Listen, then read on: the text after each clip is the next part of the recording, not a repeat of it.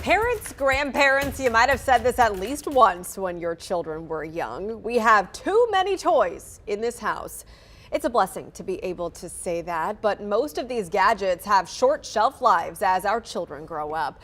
I talk with financial literacy author Janae Adams with DebtSucks University about non-tangible presents she proposes this Christmas.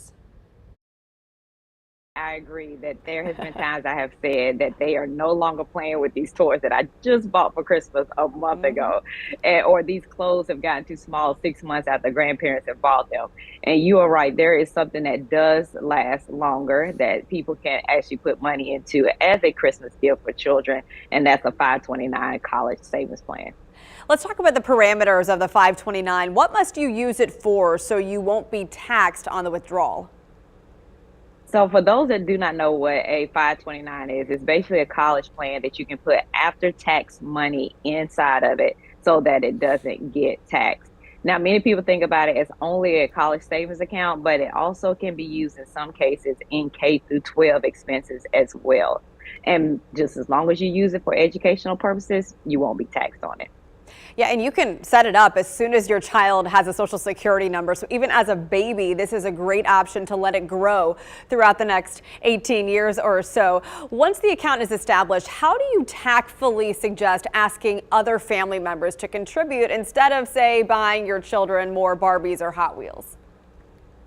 And so this tends to be the hard part for parents. How do you ask for money, even though it's a college savings plan, but from other people instead of the Christmas toys?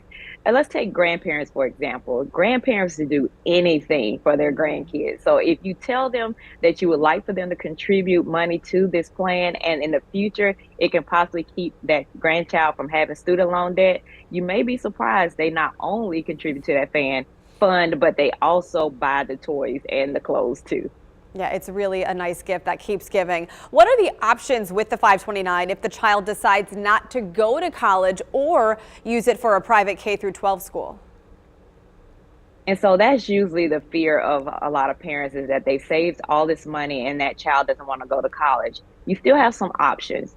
You can still use that money for siblings or other family members as long as it's used for educational purposes. Now, if you decide to take the money out, you will be taxed on the part that is growth as well as the interest, but not the money that you put in because it was after tax money.